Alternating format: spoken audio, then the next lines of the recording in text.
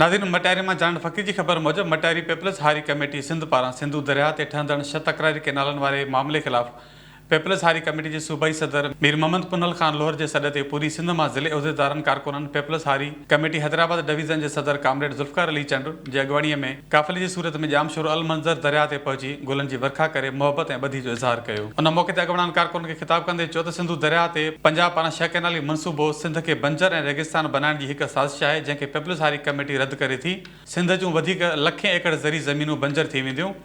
Down stream ॾांहुं पाणी न पहुचंदो, जंहिं सबबु ठठो ऐं बदीन जी लखें एकड़ ज़री ज़मीन बंजर थी वेंदी ऐं सामूंडी जीवत बि सख़्तु मुतासिर थी वेंदो। जॾहिं त सिंध अॻे ई मौसमियाती तब्दीलियुनि खे मुंहुं ॾेई रहियो आहे ऐं उहो मनसूबो सिंध जी ज़राअत खे मुकमल तौरु ख़तमु करे छॾींदी। असीं सुप्रीम कोर्ट ऑफ पाकिस्तान खे पुरज़ोर अपील था करियूं त हिन 6 कैनाल मनसूबे खे रद्द करे सिंध तास मुआहिदे तहत सिंध खे पंहिंजे हिसे जो पाणी ॾिनो वञे। For more news and updates, keep watching BTV News First Ultra HD web channel.